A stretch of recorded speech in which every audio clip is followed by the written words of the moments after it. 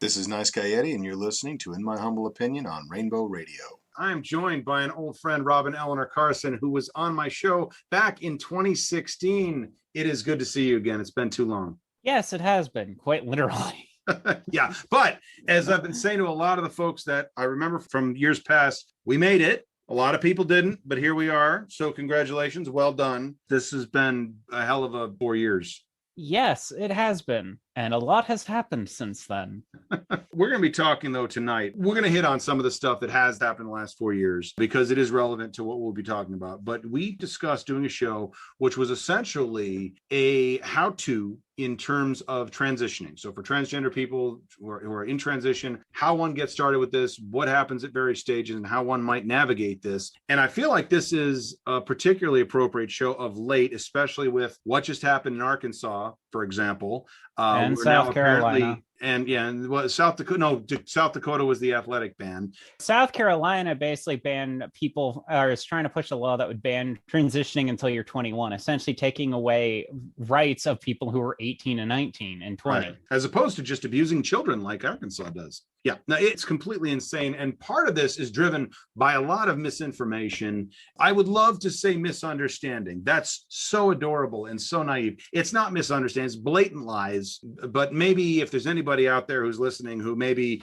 recognizes that Fox News and Laura Ingraham and Donald Trump were not excellent sources of objective information. If somebody wants to get some accurate information, get some personal perspective, get some actual facts in terms of what happens when to who and how, this is where I think we can have a very productive and hopefully fact-driven conversation. Hopefully somebody gets something from this, either someone who is going through transition or somebody who's maybe has a child or just who thinks there's truth on either side. And you know what? Here's our side of it. Here's what the actual truth is. Here's the reality. So just so people understand where you're coming from, why don't you tell us a little bit about your background and how we come to where we are now? Well, I've been transitioned for 2012 is when I started. Okay. And I'm a survivor of gender correction and various other abusive practices. That would be like the trans version of conversion therapy for gay people? Well, it essentially was conversion therapy. Yeah, essentially one day I swiped a prom dress from a donation bin at my apartment building, had it in my bedroom, and then when I was 12, I wanted to come out because I liked girly things and was told no, boys don't transition. Boys don't become girls. You don't do that. Right. And I then a few weeks later wound up in a mental hospital under the claims of suicidal. I noticed you put that in air quotes, so continue. Yes, because I wasn't suicidal, but my mother also had a bad habit of remembering what I was allergic to. So somehow it was also stated I was allergic to chocolate. No, I wasn't. But she also was just an evil person. But yeah, I wound up there, spent a month in the hospital, basically having shit reaffirmed for me. And then I was raped by my roommate. So not a great start to my trans period. Then when I was 16 or 17, I swiped a prom dress from the donation bin at my apartment building and kept it in my room. And then my mom found it and essentially had a teacher give me a very vocal lesson on why what I did was wrong, even though it was a donation bin. Basically, anyone on the apartment floor could take it. Right. And why boys shouldn't wear dresses and shit like that. Utterly humiliating me in front of the class. Wait, this was in front of the class? This was not a one-on-one discussion? No, it was, those special ed things where basically the parents have a journal that goes back and forth to student, teacher, and parent. Yeah, It was one of those classes that I was forcefully put into because apparently people didn't understand I had DID. I wasn't insane. Okay. Because everyone thought I was schizophrenic. So they kept throwing me in these classes. And it wasn't until I was an adult that they realized, no, I don't have schizophrenia. I've got DID. And I got DID because I was abused. So this leads up to, it wasn't basically the whole class was just doing a sit around thing where we were waiting for classes to begin because it was like the homeroom thing. So it's like, she verbally talked about it to me in the homeroom where everyone could hear it. Wow. So I didn't exactly have a good thing of that. So then I decided to try again after talking with some friends when I was in college, and that was 2012. Right. And that gets to this point here. But like mine wasn't full blown conversion. It was more humiliation therapy, being stuck in a mental hospital and essentially being told how stupid I was. But there are conversion therapies that one of the most notorious ones is in Canada, where they more or less force trans girls to play with boy toys and reaffirm repeatedly, like, like the evangelical schools I went to when I was younger, that you're this, that you're this, that you're this, kind of how they trained me to be right-handed, or how when I was playing with a toy truck too loud in evangelical, they're like, oh, God made you a human, not a fire engine. They do shit like that, except like God made you a boy, so you need to play with action figures. You can't touch the Barbie. And they would literally just, they'll yell at you for shit like that.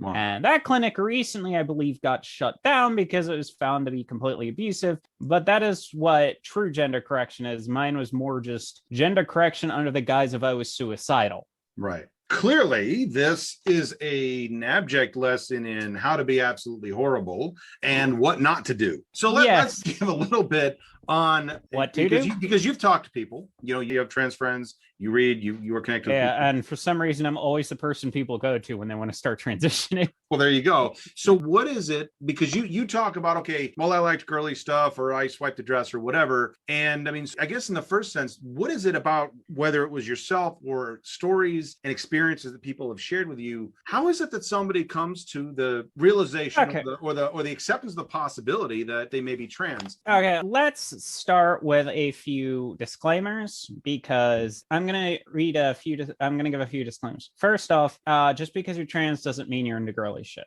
or masculine shit. So you have your gender expression and your gender identity, and then your personal interests. When I feel like looking pretty, I'll dress more feminine. Most of the time, you see me walking around in a t-shirt and jeans and a pair of cowgirl boots. Very comfortable. Yeah, they are. Also, the boots are mostly because I have a bad ankle, so my shoes tend to break really easily because my heel pushes them out. So the boots are heavy duty. So it's like cowboy boots. They're really handy. So there's that. What gender expression is how you physically express yourself. I fall more towards the gender neutral usually, and then I'll sometimes fall under feminine when I want to dress up more. But it's like, it's really based on my moods. And part of that comes from my car accident messing up my head, brain damage stuff. Like, apparently I look really cute now. I don't see it anymore. I see myself kind of more masculine than I really am, but that's traumatic brain injury for you. That has nothing to do with trans. Just when you transition, if you get a traumatic brain injury, it might actually affect how you perceive yourself. And for me, I actually did stop transitioning for 2 months because I reverted back to how I used to think, just because my brain was healing. Then I went right back to transitioning. That can happen. And that's commonly used as an excuse by anti-trans folks to say, well, you're not really trans. And it's like, no, you are. It's just how you perceive yourself can be affected by brain damage. Right. Second, your interests are entirely your own interests. So if you're a cis girl or a trans girl or non-binary, you might be into Barbies, you might be into G.I. Joes. You might not be into any of those. Apologies for the rhyme. Your personal interests don't really fucking play into it. In my case, I have very girly personal interests. For example, I have an Xbox controller, which I purposely bought because I can turn it pink. Okay. So when it's on, it's got bright pink lights in it and stuff. Right. And this is a good point, because this is where Laura Ingraham comes to mind. I'm sure others have said it, but this bullshit that somehow parents are confused and they might just have a tomboy that they're going to force into transitioning into being a boy. And it's just like, okay, well, here's the beyond second disclaimer. Fucking asinine. Like, I don't even know that we need to discuss it, but by all means. Yeah, here's second disclaimer. No one can transition before they're 18. Unless you're in South Carolina, then this coming law will prevent you from doing it before you're 21. Well, hold on, though. When you say transition, though, you're talking about medical or surgical or something, because you can hang on. You can socially transition, but what most people do before they're 18 is they'll take something called a puberty blocker, which essentially keeps you prepubescent. Right. That's all it does. Like, you'll constantly hear them say, oh, it's dangerous. I need to. No, it doesn't. All it does is delay when your hormones hit. So it's actually not doing any harm to your body. You're going to be smaller. You're going to be thinner. You're not going to develop your secondary sexual characteristics until you stop taking them. Right. So you won't develop breasts, but also if you've got, say, a penis, you're not going to develop pubic hairs or stuff like that. You're just going to look like you did when you were 10. Right. That's it. And that's about the time. It is about that age, just tween age, basically when adolescence normally starts. That is when you would start that. We're not talking about 5-year-olds. No, like the earliest you would give it is, because everyone starts puberty between 10 and 12 is when you start it. Right. So usually they just give you the blockers around 10 or 11, and all it does is stop you from developing sexual care. Like, the moment you stop, they'll start again. Right. It's not going to hurt you in any way. All it is, to put it in video game terms, you're making a save before the final mission. You're going off to do other shit. Then you come back to the main mission.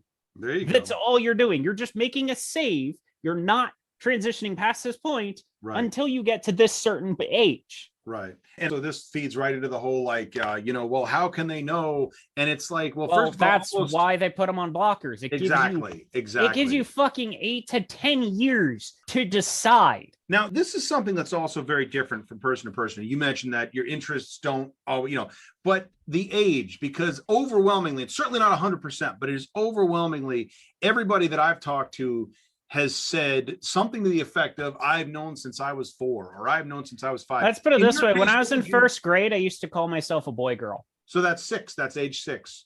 For me, it was 5 because my birthday's in March. Gotcha. Start the year before. So age 5, you basically have some sense that I was even earlier than that, honestly. It's just at age 5 or 6 I said that, but no, when I was younger, like as the earliest I can remember is back to when I was 3. I used to harass my dad to take me to see Beauty and the Beast in theaters. Like I think we saw it 20 times while it was in theaters. He fucking hated that movie. I made him worse movies. Come on, there are worse. Yes, movies. but it's bad when the movie tellers know you are coming in that day because you have seen this so many times. Wow. Then I was asked for Halloween what I wanted to dress up as, and I pointed to Ariel, and I said I want to wear this, and they said no, you can't. You're a boy. Pick something else. So I picked Thomas Tangen in it, but it was like I wanted to dress as Ariel. Yeah, and that's the earliest memory I can have. Now this is where the second disclaimer comes in. Do not just assume because you didn't have this when you were younger that you're going to want it when you're older. Natalie always says that you can't just try to like Natalie Reed, a friend of mine, makes a very good point with this. Don't always try to assume that you've always known. We always think that, but we can never know. You have a distinct memory. You have a distinct memory that you can tie something to, and it's not necessarily consistent because, yes, at that age, we don't understand everything about the world. When I was fucking 4, I said I wanted to marry my best friend in kindergarten, and he was a dude. In a Christian school, that did not go over well. You were just ahead of your time. No, but in all seriousness though, but you have something that you can tie that memory to. You remember saying a thing that says, okay, at least at this age, I had an inkling, whether you fully understood or not. You felt that there was on some level that there was something amiss. I don't want to say here's the thing is not all baby trans are gonna feel that. And let me clarify here. Baby trans means new trans person. Yeah. Does not mean kid. It does not mean any of that. Baby trans just means new trans person. And baby trans, don't do advocacy until you've experienced much more of it. Do not become Natalie Wynn. Right. Because I learned that the hard way. And then I realized when I got older, I was like, oh, yeah, some of this shit's problematic. And it's like, wait till you understand the politics a little more. But there's always, that's true of literally everything in life. Learn a little bit before you.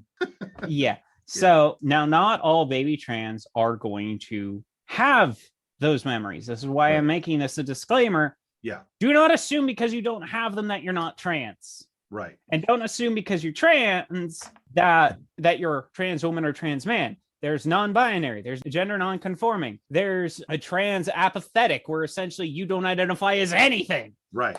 I have a friend who's trans apathetic. And even if you're trans, you are not required by anybody to then fit into that perfect bucket of male or female on the other end of this. There is no zone. It's also, this is something that I did not understand. At you, Natalie Wynn, fucking true scum. Yeah. Sorry, I do not like ContraPoints. Like, she is really true scum. Let me clarify what true scum is. True scum are people who basically are anti-non-binary and insist if you're a trans woman, you must dress effeminately so much so that everyone can just tell you're a woman right off the bat without having to ask your pronouns. You have to have a perfect voice or shit like that. And it's like, oh, I'm sorry, I was in a car accident that messed up my larynx, so I can't actually use my feminine tone much anymore. Like I can, but I have to physically hold my throat like this nowadays because my neck was damaged. Yeah. So yes, I'm sorry if someone listening to this is a fan of ContraPoints. ContraPoints is a really problematic person, and most trans activists will say to ignore her because she is very problematic. Yeah. I think who's the other one? Was it? Now I always get these two mixed up. There's Cat Black and somebody white. Blair White and Natalie Blair Wynn. White. One of them's okay and one of them's trash, as I recall. Cat Black is fine. Yeah, Cat Black's the good one. Natalie or Blair White's trash. Blair White is a trans equivalent to Milo Yiannopoulos. Yes. She's a self-hating trans woman. Yeah. This is something else that I didn't, and I'll admit, I didn't understand this until recently because it was about a year or two ago, 2 years, 3 years ago, sometime during the Trump administration. I started hearing more and more about the other thing, that is, you do not need to experience gender dysphoria to be trans either. Correct. And I didn't understand that because to me, it's very easy for someone to wrap their head around the idea, okay, you're feeling this, it's because of this, so this. That's let me explain here. Let me explain Yeah. here. I have a friend who is debating on talking to a person about transitioning, but they don't have dysphoria. They're not comfortable with a female body, but they're also not super keen on a truly masculine body. Right. Gender nonconforming and non-binary don't always experience gender dysphoria, but they also find they don't fit in either category. Right. Well, Gender dysphoria is literally the wrong hormones going to your body and causing fear.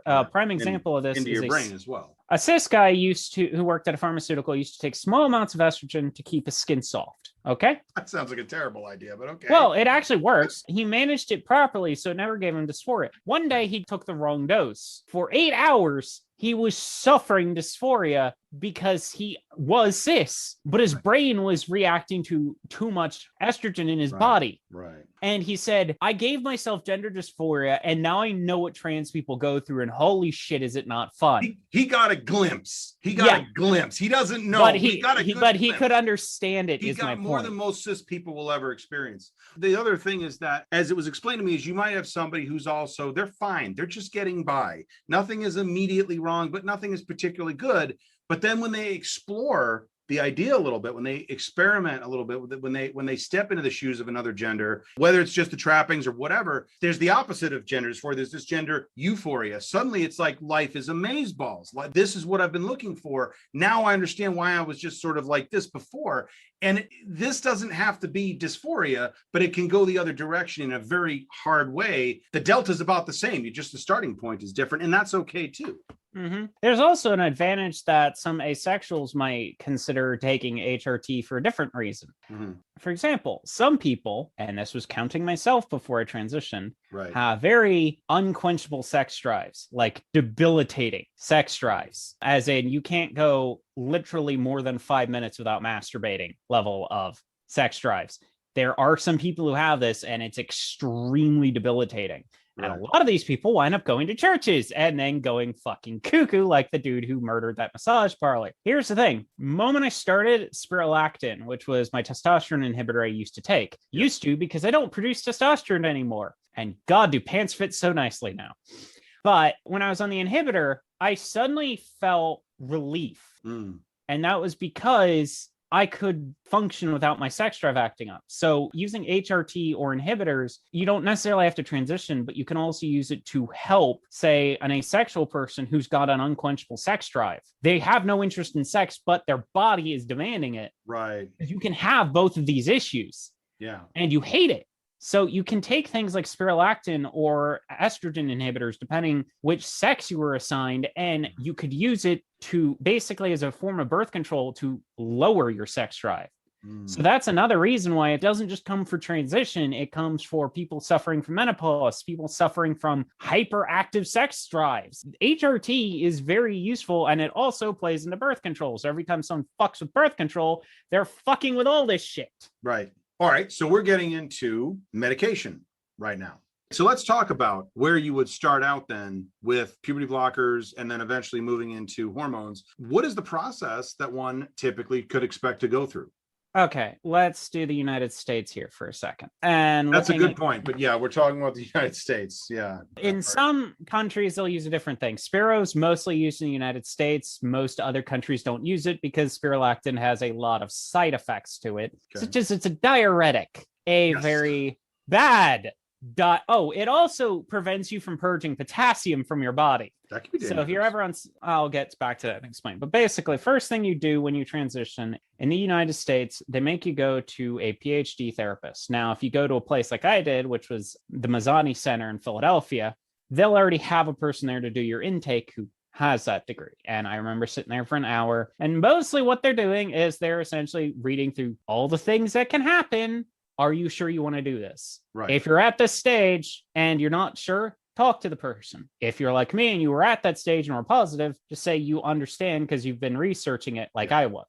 And this satisfies what's often described as informed consent. Essentially, this is the informed consent model. Now, here's where some therapists will say, and this used to be a law, but it's not anymore, that you have to dress like a trans person you have to dress like a woman or a man for 2 years. But this started getting kind of overruled because, like I said, not everyone wants to wear dresses or suits or shit. A lot of people like to wear neutral clothing. I mean, what does it mean to dress like a woman? When I walk around, I mostly see women in sweatpants and t-shirts. I mean, that's how except they expect you to wear dress.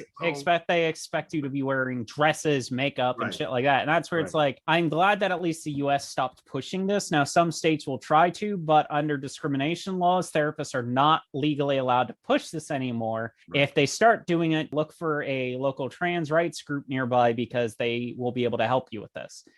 How would one go about determining, and because I assume this is also important, that you're getting a therapist that at least is affirming in this regard, or potentially affirming and not, I'm of the mind that this is an important step, that somebody does need to hear this. And as you say, if you're having doubts, you have an opportunity to ask questions to somebody who is qualified if they're affirming. On the other hand, there's the gatekeeper aspect of this whole process. Yeah, it's mostly a gatekeeper aspect because the gender doctor is usually just reaffirming shit you've already researched.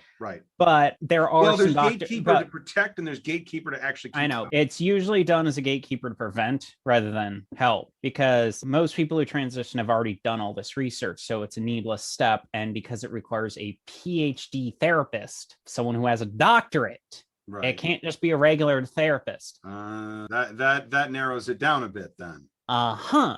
So it's more gatekeeper than anything else. Like I see a regular therapist, but to get the notes I needed for my surgery, once I get the electrolysis done, I had to literally pay out of pocket to see 2 different PhD therapists. Because my therapist, who sees me on a regular basis, even though she does deal with trans people, doesn't have a doctorate. So you need a PsyD or PhD. Basically, it's a gatekeeper aspect. But for example, the low-income clinic I go to for my meds and shit is called Carolyn Downs, and they have an on-site gender therapist you can talk to. Like anytime I've had problems, I've been able to talk to her. And it's like with my friend, I'm going to take her by there and we're going to just let them talk. So yes, it is helpful to have someone, but that aspect of the law is entirely gatekeeper, designed to discourage it because the whole PhD or PsyD thing, but that's the first stage. So what I would do in this case, if you're thinking about it, depending where you live, look up your state trans rights groups, because trans rights groups will usually have places that are safe to go to, trans friendly, and they'll have people who can help you do the steps. That's what I did in Pennsylvania. And I wound up driving from Allentown all the way out, actually Orfield at that point, all the way out to Philadelphia, like 3 hours to meet him. And then what they'll have you do then is meet the medical doctor, who will be the one who determines if you get the hormones or not. Now, if you get a person who's not thick, after seeing the PsyD, they'll just be like, okay, here's your hormones. What they'll usually do first is, before putting you on blockers, they'll just give you a small amount of the hormone. With me, I was on estrogen before I was on testosterone blockers. Because they wanted to give me a chance to adapt to it. And trust me, the first few weeks on hormones are hell. Really? Okay. Remember the first few years of your puberty? Not really, but sure. Okay, we'll go with that. Let me put it this way. When I started estrogen, a lot of people stated I would basically flip on a 180 when I got angry. Like I'd go from being very calm to suddenly exploding on someone. And it was because I wasn't used to the hormone in my system. And basically a bunch of my female friends pointed out, oh, you got the preteen bitch disease. Oh, because remember how study it was your female friends that were saying that. That sounds a bit misogynistic otherwise. Well, they literally just stated that every girl goes through it, is they get that phase. But then as the hormone levels were increased, it got more and more manageable. It's just with testosterone, you'll get things where it catches you off guard and you get really aggressive and you need to learn to control it. Gee, that sounds like cis men for that matter. Yeah. So it's like, you're very much going through puberty a second time if you didn't get on puberty blockers. This is why people put people on fucking puberty blockers. 1, you're more likely to get the shape you want.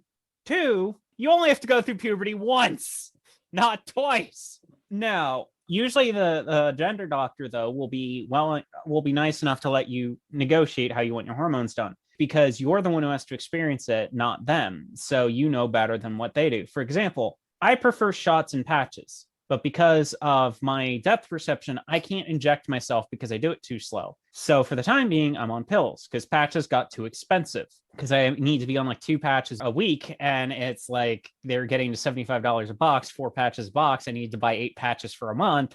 Right.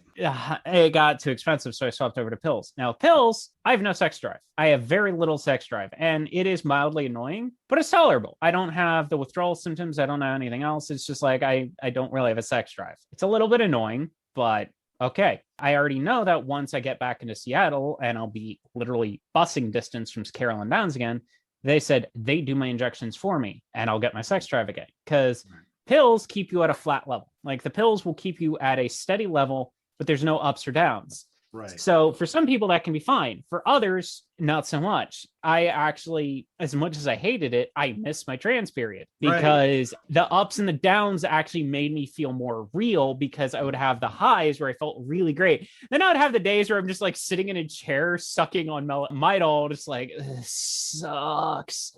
And then you'll hear people like, well, you don't have a uterus. How can you have periods? It's like, because most of your organs are soft tissue.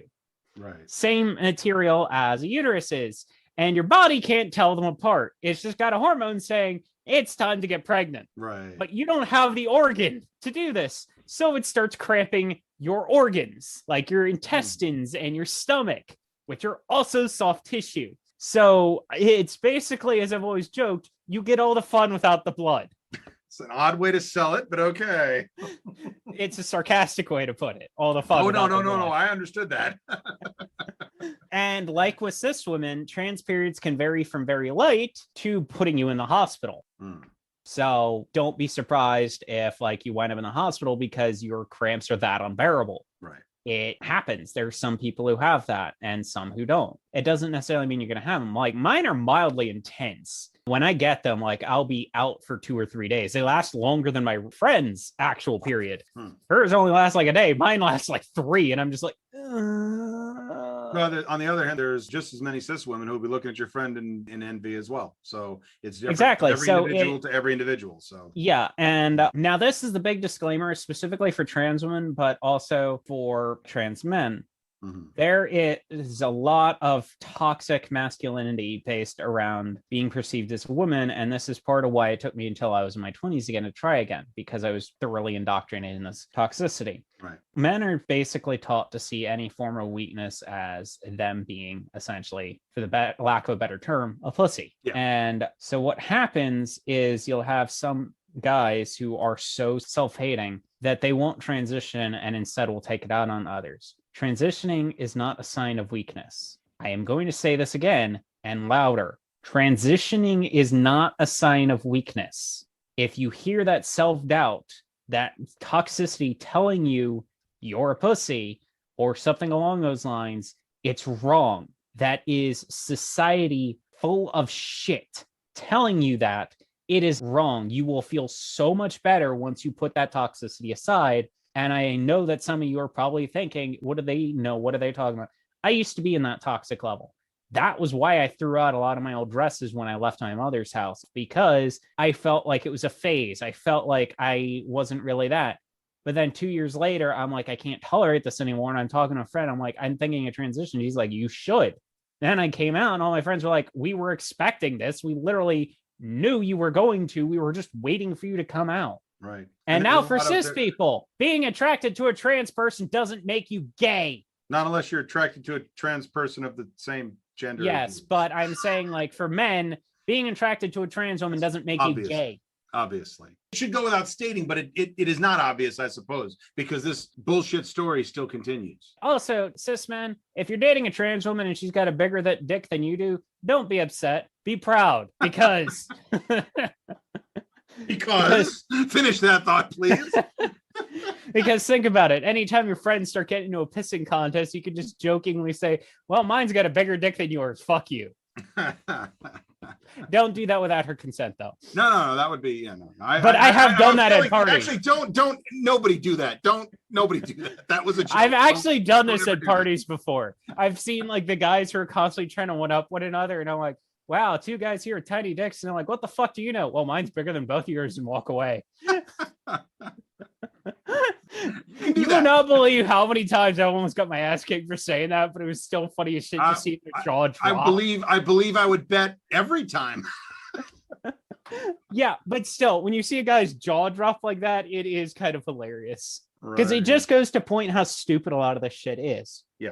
Whether you've got a giant dick or you've got a micro penis, it doesn't fucking matter. Well, unless you're transitioning, because then micro penis actually does kind of play into things. Now, let me clarify what a micro penis is, because there might be some people who get confused. Micro penis means when you are fully erect, it does not exceed 3 inches. Right. That is a micro penis. Flaccid, it doesn't matter how big it is. Right. Some people are growers, some people are showers. Yep. For example, I'm a grower, but erect, 9 inches. Okay. So that's the point of it. What matters for transition is how long it is when it's erect. Yes. Not how long it is when it's flaccid. Right. And to be clear, this is getting into bottom surgery. This is getting into available tissue that can be used for reconstructive purposes. That's why that is significant to any degree. And foreskin is not necessarily important. So if you were forcefully circumcised against your will, as most American cis men are. Yeah. As I was. Actually, no, as most American assigned to male at birth people are. I had that wrong. You got it there. All right. I can be taught. But like some people will have desensitization down there, and it's like, it's all right. And this is also goes for cis men too. If you've got desensitization down there, try pegging. Pegging doesn't make you gay, but you can still get pleasure out of it.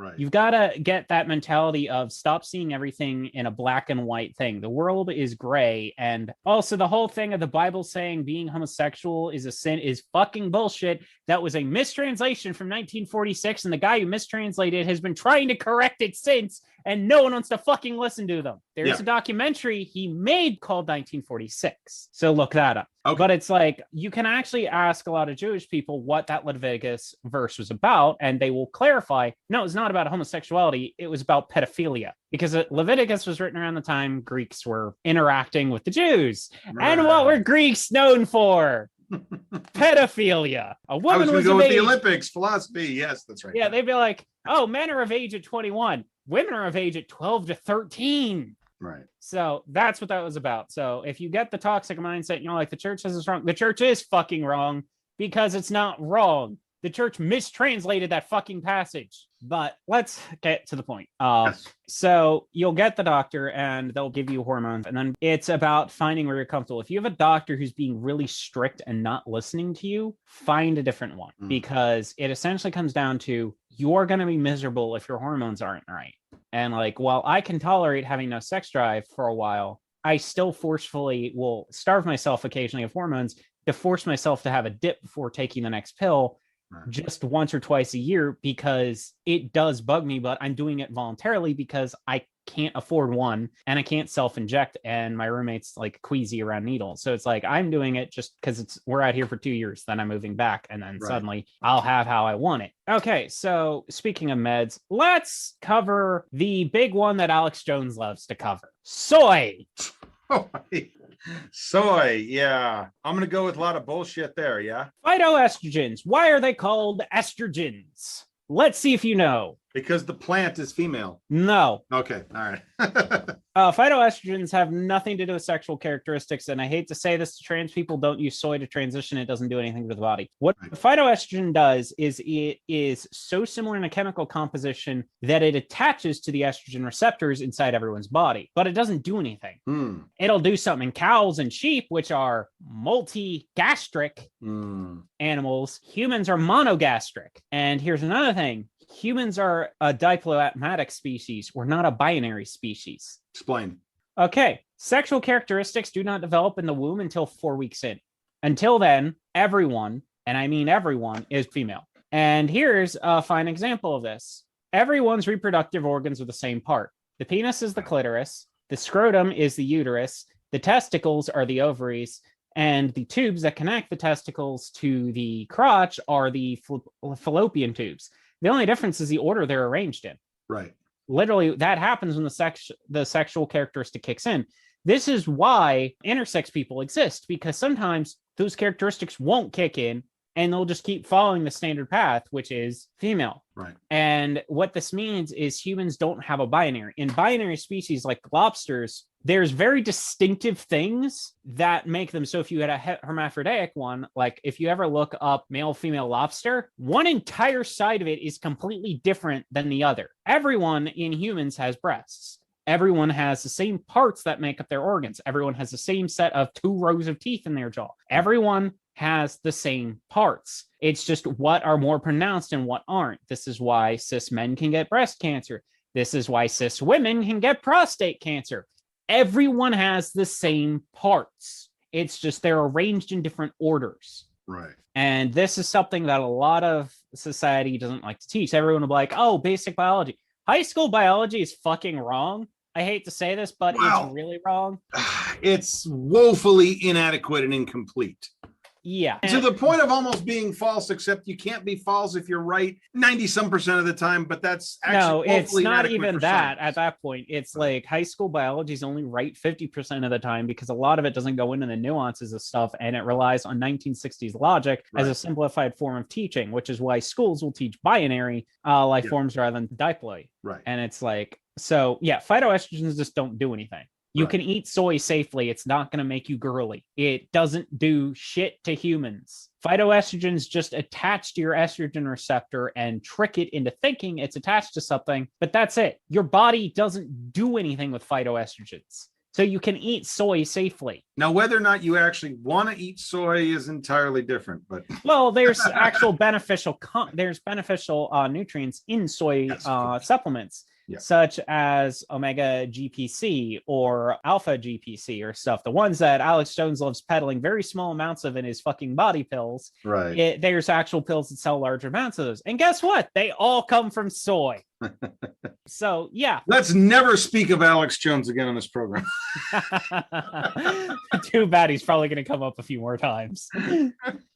He's my favorite punching bag after all. My God. Okay, so all right, so we're talking about hormones which start around age outside of Arkansas, South Carolina, etc. We're talking usually around age what? Usually you have to be age 18 to qualify for them. Before that, they'll put you on puberty blockers. Now, the Fox News big scare point is this can cause damage to teenagers. No, it can't. All it's doing is putting a stop to something and making it happen later. It does not have any side effect other than delaying a puberty. All you're going to have is a kid that's just going to grow up a lot shorter and less developed than everyone else is. But they're going to be happier once they reach 18 and can decide which puberty they want to go through. Yeah. I wish I'd been on blockers because I was 4 feet tall through most of high school until puberty actually hit when I was about 16. Now, is starting hormones all fun and games? No, I already told you, like with starting it, it can be really whiplash, but it's also got other unfun things. Like if you're transitioning male to female, nipple sensitivity. Okay, everyone has had that one sister who covered her chest up when she was going through puberty because everything hurt to touch it. Right. That's what you'll go through.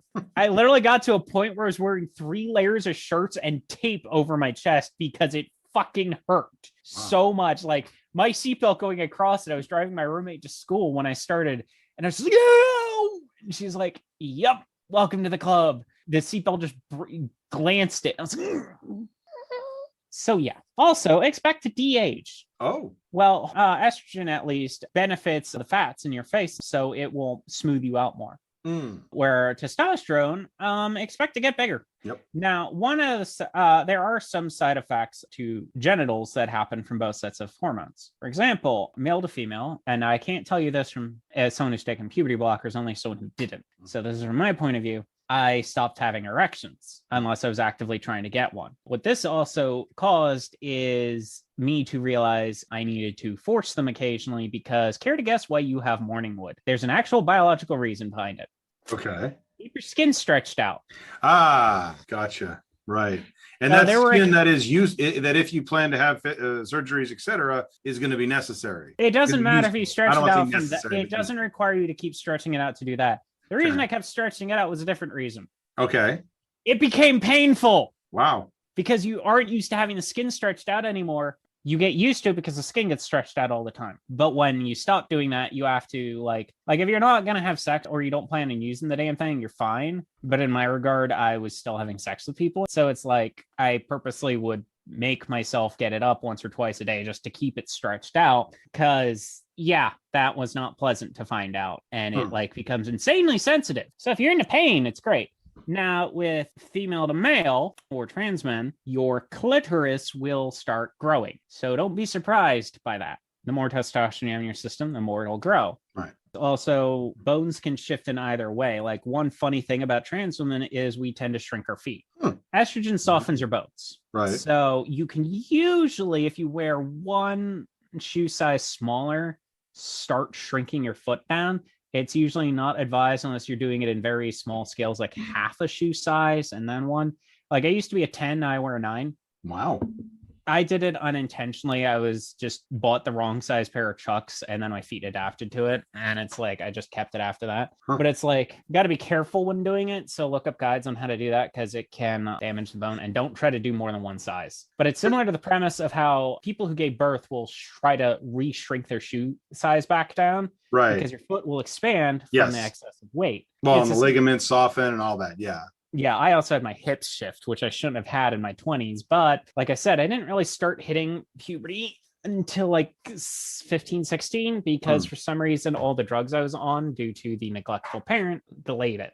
Okay. So yeah, expect things like that. Right. Before we go on, because you bring up the thing about the shoes, and a lot of people, maybe they've heard about the hormones either because they've done research or because they're hearing the right-wing whack jobs lie about it. Everybody at least talks about surgeries, and that's maybe a step further down. I'm curious about things in between and along the way that, like, for example, speech therapy to change one's voice, that sort of thing, and things of that nature. Like, what are some of the things that somebody might think about or consider in that vein? Okay, well, for speech, the method I used was practice. Right. But there are, like, I couldn't afford a speech therapist. Some people can, and if you can afford a speech therapist, I really recommend doing it because they don't just teach you how to do the voice, they teach you how to do the facial reactions. So basically, you have the proper reactions and stuff to it. For example, to get it like this requires a lot of practice, and because of my accent, I have to retrain myself to speak in a different way. Right.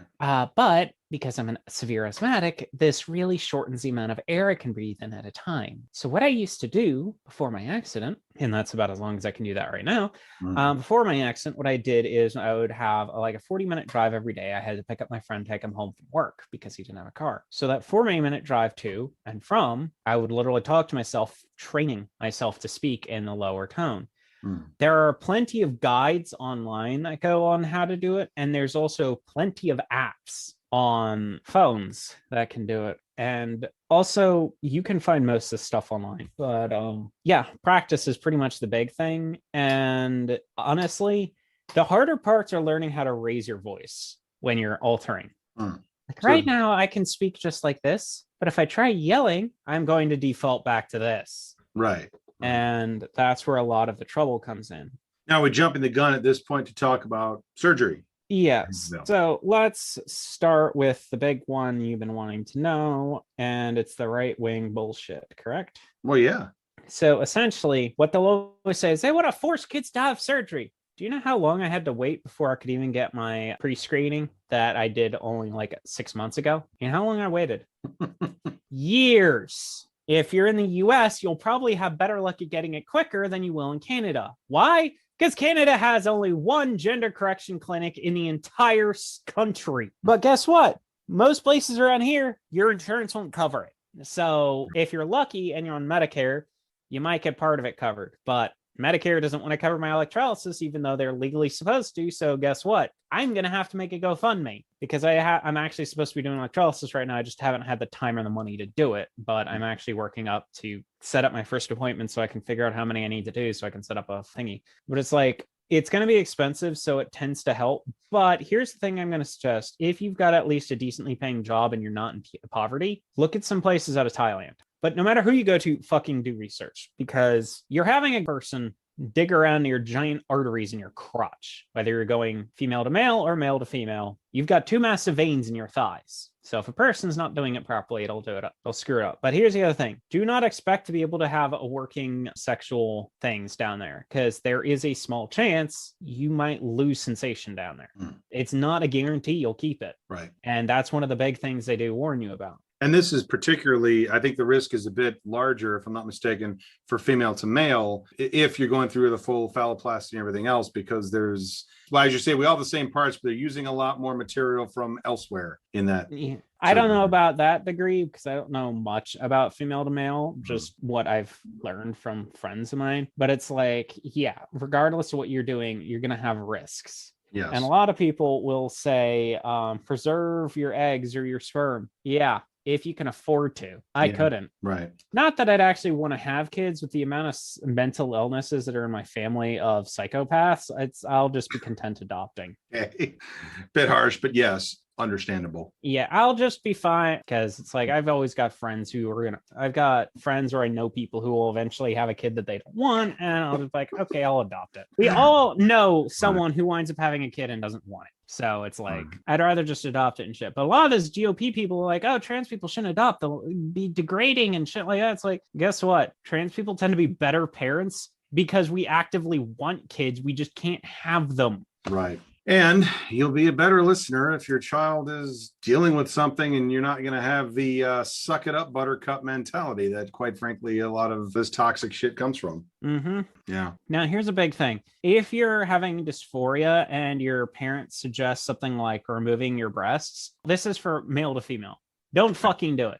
I have a friend who's basically bullied into that, and it's her biggest regret to this day. Wait a second. So you're talking about somebody that's transitioning to female? No. Male to female, but only has the dysphoria, like in abusive families. Okay. Some abusive families try to change it by either doing things like removing breast material or by inducting pain or something along those lines. Don't do any of these methods, because they're just going to make the dysphoria worse. Right. And because sometimes they'll try to convince you to things like, why don't we get your breasts removed? Or why don't we get your foreskin removed, or stuff like this. And I know that's weird for Americans because we've had that removed against our will, but it's not going to make things better. It's just going to make things more miserable. Right. So find a doctor, find a therapist, talk to somebody. That's a good way to start, is through the local LGBT rights groups. Specifically look for trans rights groups. Sorry. That's because LGBT groups tend to fuck over the trans community.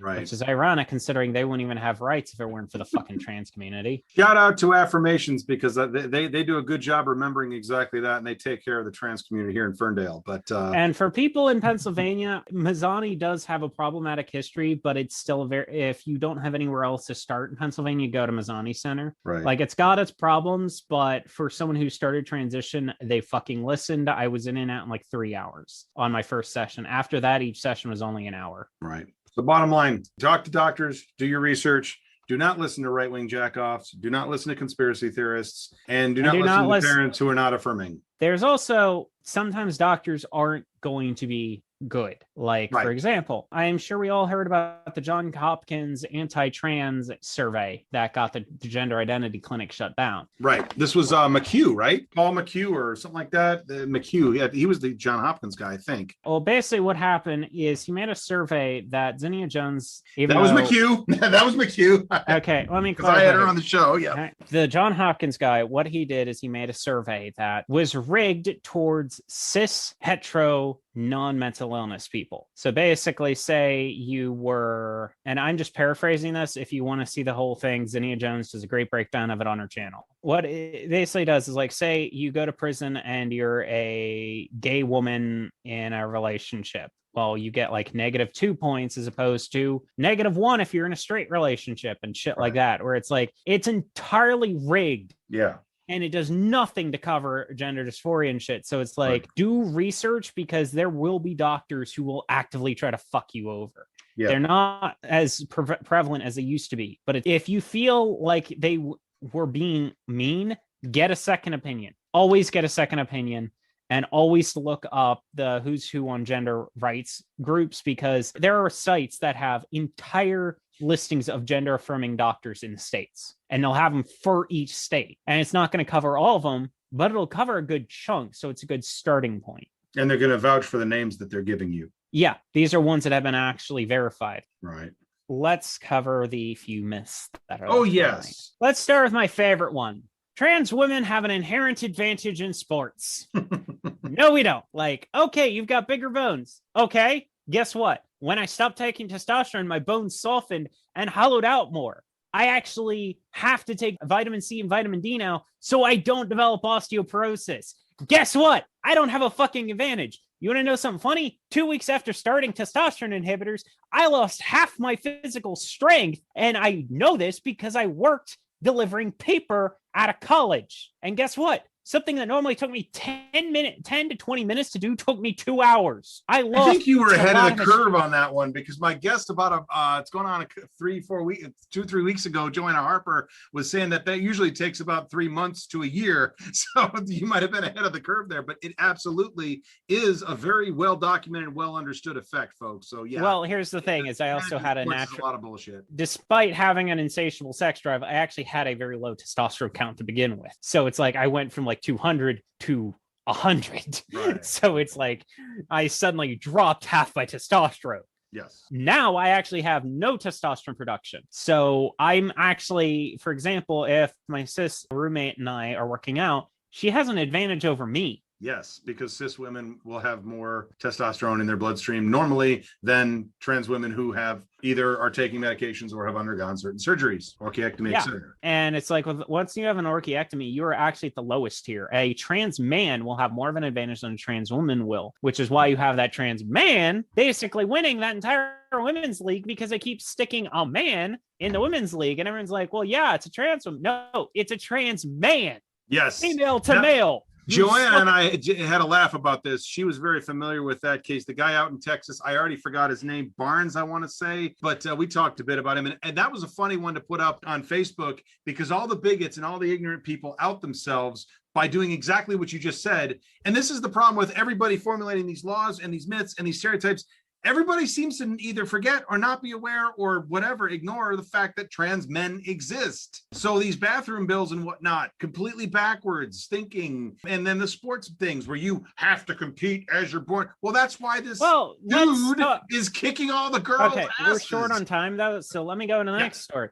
Okay, the Olympics. Do you know how women used to participate in the Olympics up until the 60s? What they had to do to verify that they were women and not too masculine. They had to parade around naked in front of the judges to prove they weren't a trans person and that they weren't. Well, they didn't not a have trans too much person, not just a dude in a dress pretending to be a woman so he could win a gold medal at the Olympics. Yeah, but it's also they did this to discriminate against black athletes because black women were seen as having too much of a male advantage. Right. Guess what these laws are fucking doing now? They're punishing black women. Well, that's the American way of life. I mean, everything we do, 90% of what we do is done to punish black people. So not surprising. Yeah, and now let's talk about how school districts that implement these fucking bills. Basically, the only way to enforce it is have a doctor look at your kid's genitals. Oh, do you want to know how during the Stonewall riots, how the police enforced anti-cross-dressing laws? They dragged everyone in a dress to the bathroom and made them strip naked and then groped all of them. Even if they could see the crotch in front of them, they fucking groped them. Let's not cover the fact that there was a dyke being raped in the back of a paddy wagon to be corrected. Right. So, yeah, that's what these laws lead to. They lead to sexual assault. Let's not cover the fact that I am terrified every time I go to the airport because I've got to go through a fucking scanner. Those scanners are binary. It's going to either say, hey, you've got something on your chest or you've got something in your pants. And these people are not trained to take a discretion of, hi, I'm trans, let me through, which means you'll be dragged into a back room, have your pants ripped off, be fondled, and then most likely miss your flight. And this happens a fucking lot. Right. Let's cover myth number 2 real quick. Number 2 is we can't allow trans people to use the bathroom because it's going to encourage men to wear a dress and walk into the bathroom. First off, toxic masculinity prevents men from cross-dressing safely. Second, there's already laws that prohibit sexually assaulting someone in the bathroom. Even having sex in a public bathroom consensually is illegal. Right. Guess what? You can't do it. The laws already prevent men from walking into the women's room. Letting a trans woman into the women's room isn't going to make them more likely to rape someone. You know what's more likely to happen? A cis woman's likely to beat the shit out of them. Because guess what happened in Maryland? A fucking trans woman went to the bathroom and two cis women beat the ever-loving shit out of her, cracked her skull open, and left her having a seizure on the side of the restaurant while the McDonald's workers were like, dude, get out of here. Get out of here. I remember that one. I remember that incident. And the flip side of this is, if we take these laws to their logical conclusion, once again, let's not forget that you're forcing trans men, we're talking large, muscular, bearded, burly, masculine men, to use the women's bathroom because that's what's between their legs or that's what they were assigned at birth. And if trans men have to go into I don't have to put on a dress. I can walk in right as I am right now, shave bald head and everything, and say, I'm a trans man. Yeah, so and that's the problem. How are you going to stop this? It is absolutely senseless. Because they can't understand the concept of trans men. A lot of them can't. I know. But the thing is, I will say this. The narrative appears to have changed because the last time we talked, the bathroom bills were all the fucking rage. And now it seems to have shifted to the sports and in a much more worrisome sense now, the medical interventions and the medical prevention. This is a loop we've been doing for 40 years now. Oh, yeah. They'll do medical intervention laws, bathroom bills, athletes, then reverse back around every time each one gets negative press around it. The fucking transsexual empire, that piece of shit book, is actually what started this. Before that, no one gave a shit about trans people until the transsexual empire, except cops who wanted to fucking harass the fairies, as the police in New York City put it. The fairies aren't allowed to fight back. The blacks fight back. The fairies aren't allowed to fight back, which is why they got very angry during Stonewall. Right. But I hate to tell you, gay folks who have problems with trans people, you don't have those rights if it weren't for us, because guess what? We're the fuckers who literally have nothing to lose, who throw bricks at police. Yep. And why can't cops be at Stonewall? Because it was an anti-cop rally. Whether you're in uniform or not, stay the fuck out. Myth number 3. Yes, that we're trying to corrupt your youth and stuff like that. Or that trans people are a new fad that hasn't existed. Yeah, we've actually existed since the beginning of time. You actually even have references to us in the Bible, which a lot of people overlook. Eunuchs. Yes. Let's not forget that in Indonesia, Native American tribes, and India, they had literally trans people were revered as divine beings. In Greece, we were seen as divine beings during the ancient Greek religion. Care to guess why? Because gods were always shown as female body with a penis. We've always fucking existed. White Christianity has essentially taken over that conversation. Yes. And like, we've got so many records, but it's like white Christianity and then hetero white rich people basically making it no one else like myself can get into archaeology because of the goddamn expense. So we don't have any varying opinions. Right. And then you'll have literal wedding statues of two women. And we're like, I guess they're friends because this is normally a wedding statue. It's like, they're wives. How do you not fucking see this? Right. And this is all comes back to archaeology being basically controlled by capitalism to keep it priced out of people who actually could change it because it reinforces white Christian capitalism. Well, exactly. And that's a reinforcement loop you find in everything. Yeah, you can't make a profit off archaeology. It's the only science field where you literally can't make any money off it. So you just make sure it's unprofitable to go into and that no one will pay off college loans. So you can keep a method of this shit's brand new. It hasn't existed. No, it's always fucking existed. Literally, some of the pharaoh's most famous including Ramses' most famous advisors, were trans. They had different names. Well, yeah. The other idiotic aspect about this, and again, I don't think it's naivety, and I don't think it's ignorance or stupidity. I do think it's malicious. It's a lie. It's willful ignorance. But when you look at go back 20 years, start sometime in the 90s when let's just start in the 2000s where you have gay marriage, you have gays can serve openly in the military, you have anti-discrimination laws coming into effect, you have at least the last few useful Supreme Court decisions, and suddenly it seems like everybody is coming out of the closet What's bizarre is you can look back as far, and I'll say nothing else about her, but you can look back as far as Ellen DeGeneres losing her job and losing her television show because she came out as a lesbian to 5 years, 10 years later. It seems absurd to even talk about it in those terms right now. I mean, yeah, the far right is talking about banning gay marriage, but that's not even really a mainstream Republican talking point, even in the fucking Trump era anymore. We're over it. We're past it. And when we got past it, all these people suddenly came out. Well, gee, were they just choosing to, or was this because they were no longer going to be stigmatized, discriminated against, arrested, assaulted, etc.? So yeah, most of the people who came, the reason Stonewall was almost exclusively people of color and trans women is for one major purpose. One, white women didn't show up at Stonewall. I actually have a friend who is old enough that she was alive when Stonewall happened and was in the queer community when that happened. She wasn't at Stonewall, but she was an adult when it happened. She actually verified this. No, white women didn't tend to fucking go there. It was for gay men and trans women. And guess what? The moment the cops showed up, all the whites got up and left because they were not going to risk their jobs. The only reason there was a riot is because the people of color and the trans people had nothing to lose. Yeah. There was only one dyke at fucking Stonewall. Everyone's like, no, it was dykes who did this. It was like, no, it was a trans woman. There was literally one dyke in fucking Stonewall. All the rest were trans women. They'll be like, oh, Marsha P. Johnson called herself a crossdresser. Care to guess why she called herself a crossdresser? Because that's how the law legally defined her. Right.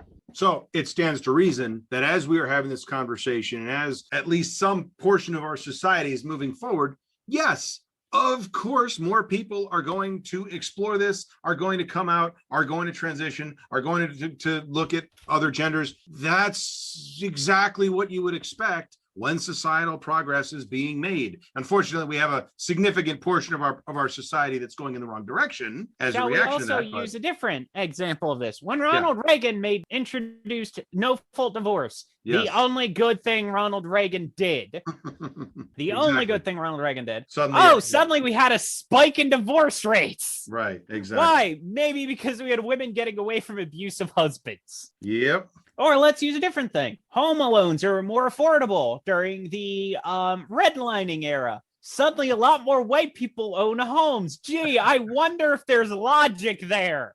Right. Well, but specifically about the visibility, I mean, the fact that people are coming out is a result of having the conversation. The conversation is not creating these folks. It is creating an environment where these folks are comfortable talking about what was already there. You cannot make someone trans. You cannot make someone gay. You cannot make someone non-binary. They are who they are, but they're either going to try to conform because society is trying to push them into a mold, or we're going to take away the mold and allow people to find their own paths. It should not surprise us that people do. Just one last thing I wanted to add on to the forced transition thing. There was one guy, I really forgot what the fuck his name was.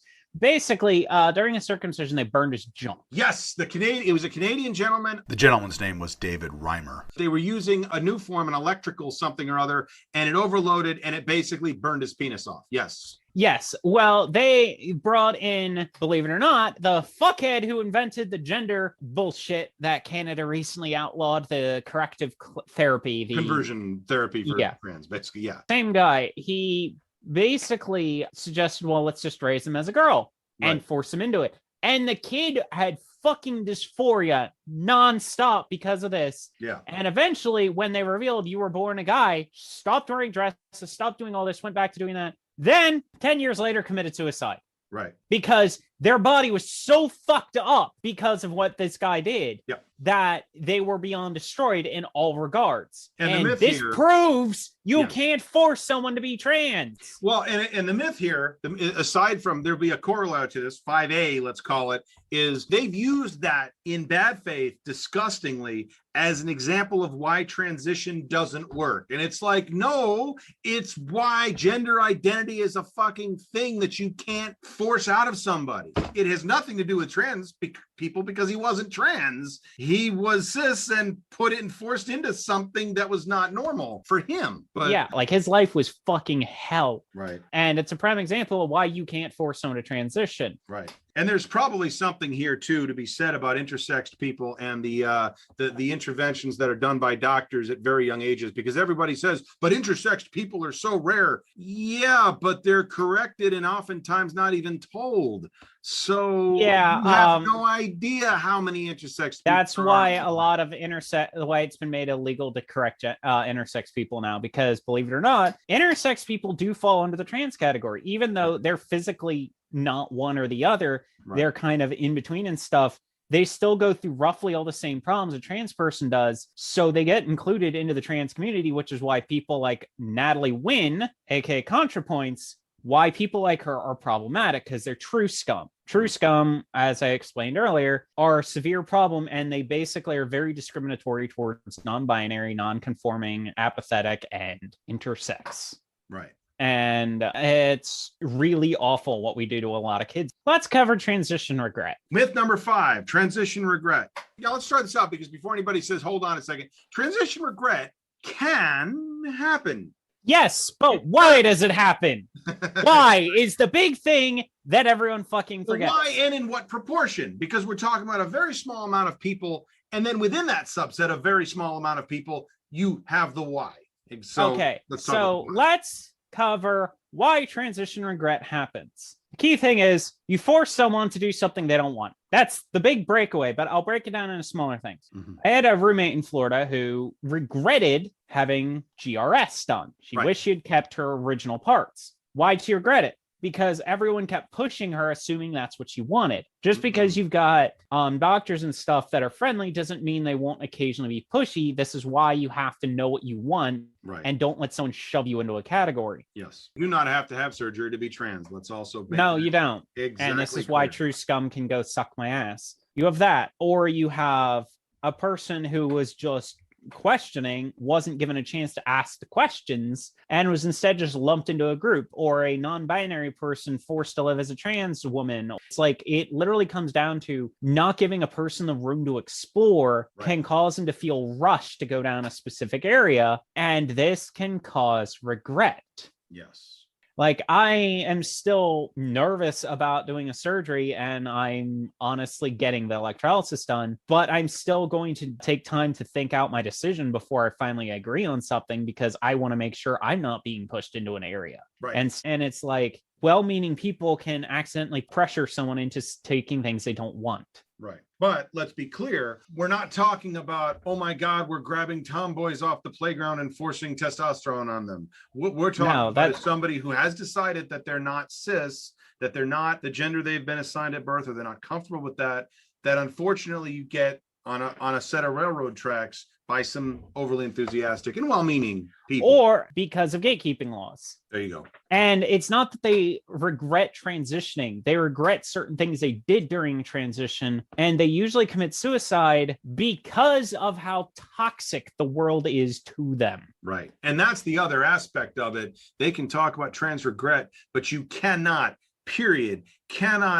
separate that from the abuse and the discrimination and the disenfranchisement and the hate that is aimed at the transgender community. It's the people that are heaping that on the most that are talking about trans regret. And it's like, yeah, you guys are literally creating this situation though. So like when I stated earlier that I stopped transitioning for a couple months after my car accident, it was one, because I ran out of hormones and blockers. 2, it was because every day before and after that accident where I was living, we didn't have proper plumbing, because we were basically staying in a house to keep squatters out of it. Basically, the owner let us stay there just to pay the electric bill, but it didn't have running water. So to go to the bathroom, you went to the gas station if you had to do number 2. Otherwise, you just peed outside type deal. So it's like, okay, we're in the middle of Florida doing this, and we're driving up to the gas station. I almost got raped on 17 different occasions because of overly enthusiastic rednecks who found me attractive, didn't know I was trans. I literally couldn't go anywhere without an escort. I was that fucking terrified because they ran my car off the road on 3 different occasions, forcing me to drive into a ditch and have my roommate come out and help me push it back onto the road. And it's like, these were people who, when they were hitting on a dude's wife and he asked them to stop, they go into the gas station to get food or shit, and these people destroyed their van. That's the type of, like, I was literally thinking at the time, is it worth it? Because I was so injured. I was so tired. I was just like, is this worth it? Is this worth living in this kind of hell? And had I not had that level of harassment, I probably wouldn't have stopped for those couple of months I did. And having gone through everything that you've gone through, bottom line, end of the show, final word, was it worth it? Yes. All right, Robyn. It was great having you on. It was great talking to you. We're out of time, but appreciate it. And folks, if anybody has any specific questions or whatnot, hit me up, and we can always come back and do another one of these, or answer your questions, etc. So again, Robyn, thanks so much for joining me tonight. It's been a pleasure. Not a problem. I'd like to thank Robyn for coming on the program. It was great talking to her. As always, if you have any questions or comments about anything you've heard here tonight, or suggestions for future shows, guests, or topics, you can email me at niceguy9418@usa.com. You can find Eddie Cabot on Facebook. You can find Eddie Cabot and In My Humble Opinion on YouTube. You can hit me up on Twitter at NiceGuyEddieCab. Hope you enjoy the rest of your evening and keep on listening to Rainbow Radio.